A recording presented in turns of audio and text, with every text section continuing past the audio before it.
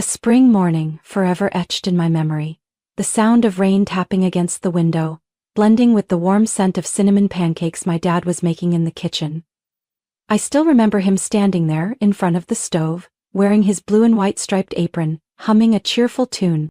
"Holly, come help your old man flip these masterpieces," he called out, raising a wooden spoon like a magic wand.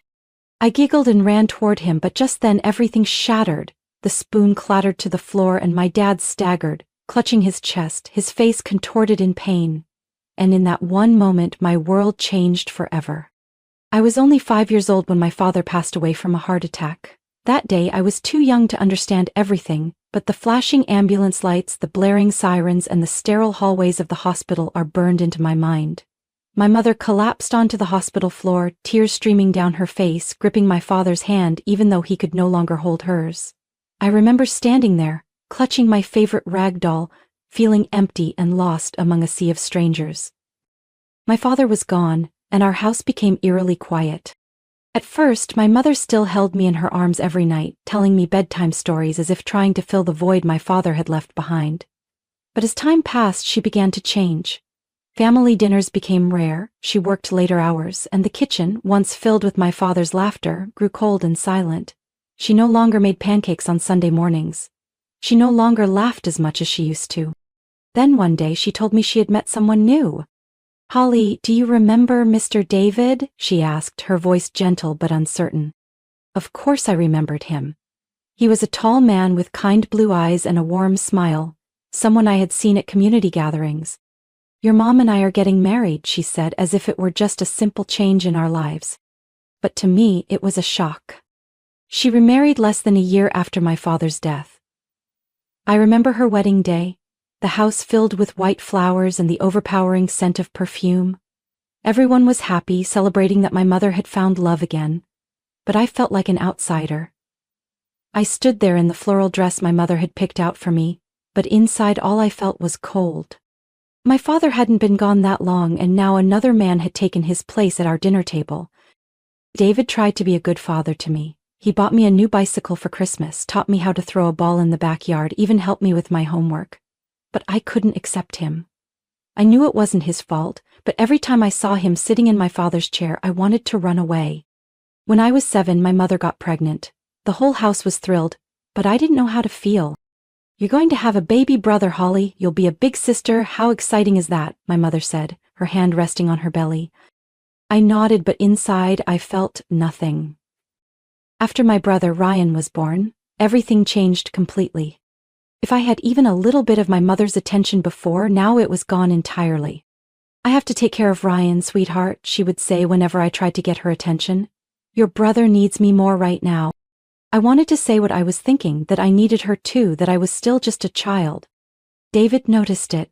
I saw him watching my mother with concern as she overlooked me amidst the chaos of taking care of Ryan. He tried to fill the void she left behind, driving me to school, attending my piano recitals, even making Sunday morning pancakes himself, though his pancakes never quite tasted as good as my father's. But no matter how hard David tried, I still felt like a shadow in my own home. I had lost my father, and now I was slowly losing my mother too. I started to notice the shift in our family when Ryan turned 3. That was the first time I realized without a doubt that I was no longer an important part of my mother's world. At first I tried everything to regain her attention. I helped her clean the house, neatly arranged Ryan's toys, and even learned to make my own breakfast so she wouldn't have to worry about me. But no matter what I did, all she cared about was Ryan. Family meals became a strange ritual where I felt like an outsider. If I talked about my day at school, my mother would nod absent-mindedly. But if Ryan babbled nonsense, she would burst into laughter, showering him with praise as if he had just performed a miracle.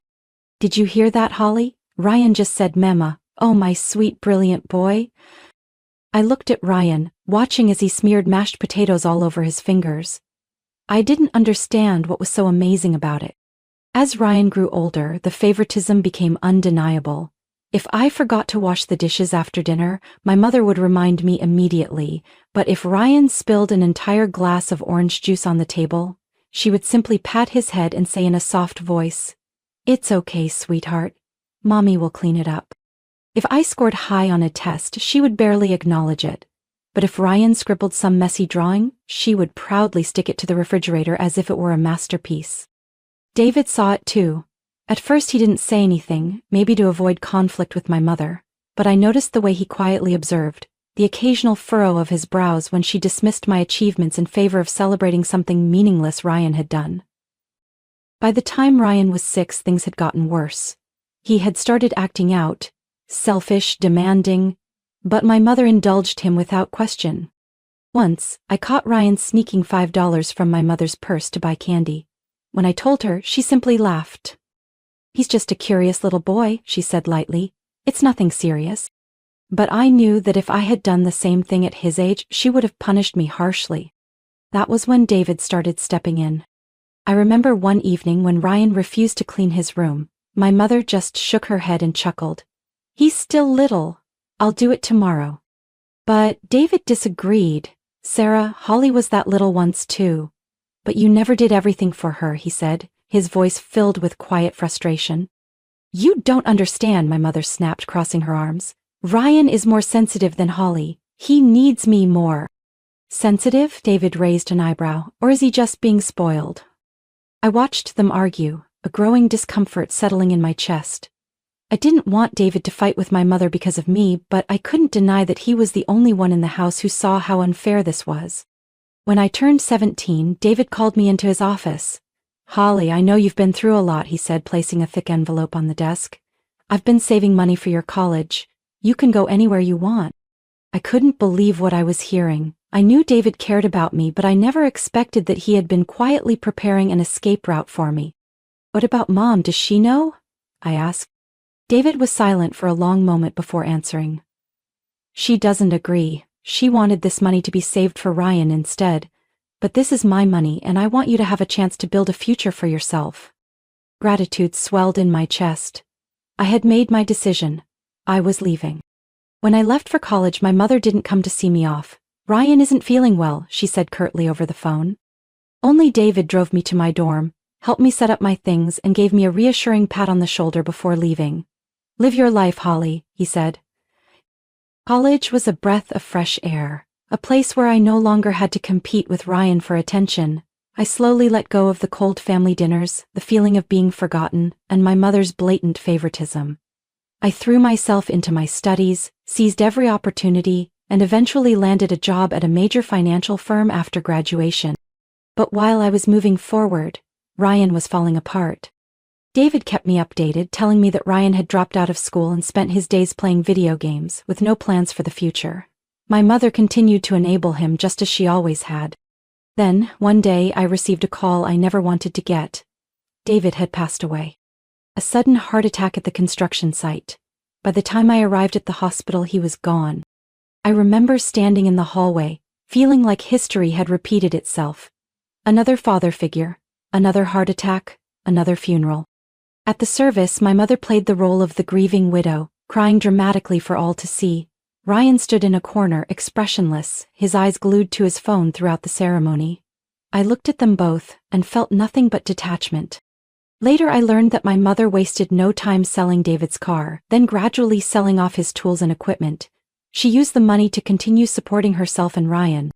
I wanted to believe that one day she would finally realize Ryan needed to stand on his own, that she couldn't keep treating him like a child forever. But deep down I knew that day would never come. And for the first time in my life I wondered, would there come a day when she drained me dry, the same way she did to David? On a Tuesday evening, as I sat on the sofa after a long day at work, my phone rang. I glanced at the screen. "Mom." It had been a long time since she last called me. My hand hesitated for a moment before I pressed the answer button. "Holly, I need you to come home, please." Her voice was small and shaky, completely different from her usual calls. Calls that were always about Ryan, about how he was trying but never actually accomplishing anything. I took a deep breath. "What's wrong?" There was a long silence before she finally whispered, "We're running out of money." Even though I had expected it, hearing her say it still made my chest feel heavy. It had been 3 years since David passed, and I knew my mother had been living off his savings, but now, even that was gone. "Where's Ryan? He's not helping at all?" I asked bluntly. A brief hesitation. "Ryan is looking for a job, you know that." I closed my eyes, feeling frustration bubble up inside me. Looking for a job? That same excuse had been repeated for almost 10 years, but instead of arguing, I simply said, "All right, I'll come." I drove home on Saturday morning, feeling an odd sense of detachment as I pulled up to the house I had grown up in. The front lawn was overgrown. The once white-painted walls had turned yellowish with age. I wondered what my mother had been doing all these years if she wasn't even taking care of her own home. When she opened the door, I immediately noticed how much she had changed. Her face was gaunt, her graying hair was unkempt, and her eyes were sunken from exhaustion. She looked like she had aged 10 years in just a few. "Come in, sweetheart," she said, her voice weary. I stepped into the living room, unsurprised to find Ryan sitting on the couch, eyes glued to the TV. He looked exactly the same as the last time I saw him, still in wrinkled clothes, still with that same lazy posture. "Hey," he mumbled without even looking at me. I didn't bother responding. Mom sat down across from me, clasping her hands together. "Holly, I really have no money left. Everything, electricity, water, the house insurance, it's all too expensive. I can't manage it on my own." I folded my arms and stared at her. "I don't understand. What happened to the money David left you?" My mother avoided my gaze. "I had to use it to keep us afloat. Ryan needed food, gas money, clothes." I clenched my fists. Of course. It was always about Ryan. "So what do you want now?" She let out a deep sigh, then spoke with a hopeful tone. "If you could send me $1,500 a month, just to help a little." I froze. $1,500? That was not a small amount, not just a little. But looking at her now, frail and desperate, I couldn't bring myself to say no outright. I swallowed the lump of frustration in my throat. "Fine. I'll send it." My mother nearly burst into tears of relief. "Thank you, Holly. You're such a good daughter." I didn't respond. 3 months later, I started noticing something. Nothing about my mother's life had actually improved. Every month, $1,500 disappeared from my account. But every time I visited, she was still complaining about bills, the lawn was still overgrown, the roof was still leaking, and Ryan was still sitting on the couch doing absolutely nothing. One afternoon, when I stopped by unannounced, I found a stranger sitting in the living room. She was wearing a tight short dress, her nails painted a bright red, holding a can of soda while scrolling through her phone. "Who is this?" I asked. Ryan peeked his head out from the kitchen. "Oh, that's Ashley, my girlfriend." I turned to my mother, waiting for some kind of reaction, but she simply smiled. "Ashley has been staying with us for a while now. She's been really good for Ryan." I felt a surge of anger rise in my chest. My money was supporting 2 freeloaders now? But the worst part was yet to come. A week later, when I returned home, I found a stack of documents on my mother's desk. When I opened them, I went numb. This was a will. And in it clearly stated that my mother was leaving everything, including the house, to Ryan. I gripped the paper tightly, feeling the blood rush to my head. I was the one helping her, the one sending money every month, and yet everything still belonged to Ryan? "Mom." I stepped forward and placed the will on the table. "Explain this to me." She flinched slightly when she saw what I was holding, but then she let out a sigh, as if this were nothing of importance. "Holly, you have to understand, Ryan needs this house. He has nothing. You're already stable." I let out a bitter laugh. "Nothing? Ryan has nothing because you've given him everything. And me? I'm the one sending you money every month. I'm the one taking care of you. You're being selfish, Holly. You don't need this house." Her voice was cold. I clenched my teeth. For the first time in my life, I saw it clearly. My mother never truly saw me as her child. Ryan would always be her priority, no matter what he did. And no matter how hard I tried, I would always just be a shadow in her eyes. I looked at her, searching for even a flicker of regret, but all I saw was indifference. No hesitation, no guilt. Just an unsettling sense of calm. "Ryan needs this house. He has nothing. You're already stable." Every word felt like a knife to my chest. For years, I had convinced myself that no matter how much my mother favored Ryan, deep down, she still loved me. But at that moment, I realized the truth. I never stood a chance. I took a deep breath, trying to suppress the anger boiling inside me. "Then explain something to me, Mom. Why am I the only one sending money every month? I emphasized each word. She shrugged. Because you can help and Ryan can't. That's what a good sister does. A good sister. I laughed, but there was no humor in it. No, Mom. A good sister doesn't have to sacrifice her entire life for a lazy, entitled man who refuses to take care of himself. A good sister also deserves respect. She folded her arms and frowned. You're being selfish. All you ever think about is yourself. Ryan is your brother. You're supposed to help him. What about me? I wanted to scream.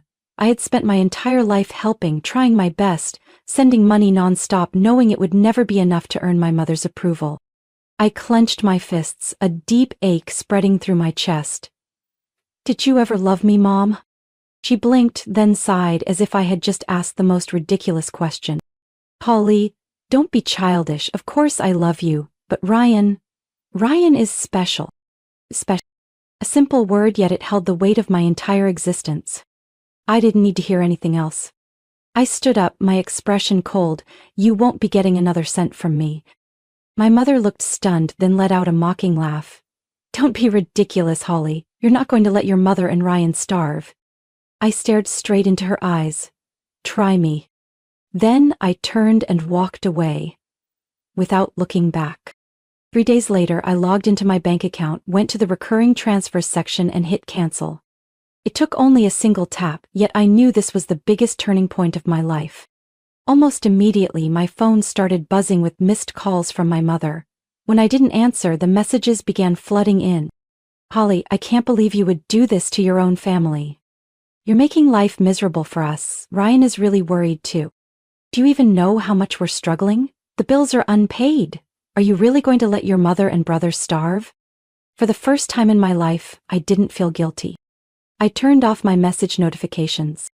A week later, when I still hadn't responded, my mother changed tactics. Ryan texted me. You're destroying this family. You're heartless. Look at Mom. She's completely worn out because of you. Remember when we were kids and you said you'd always protect me? Was that just an empty promise? I replied with a single line. Need money? Get a job. Then I blocked his number. 3 months later, I started to feel truly free. With no more $1,500 deductions from my account each month, I finally began investing in my own future.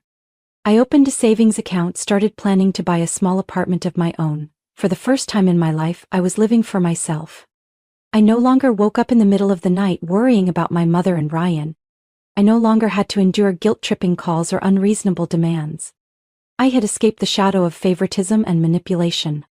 6 months later, I was driving through downtown when I saw a help wanted sign hanging in a restaurant window. Now hiring, no experience needed, just hard work. I thought about Ryan. A part of me wanted to stop, take a picture of the sign and send it to him.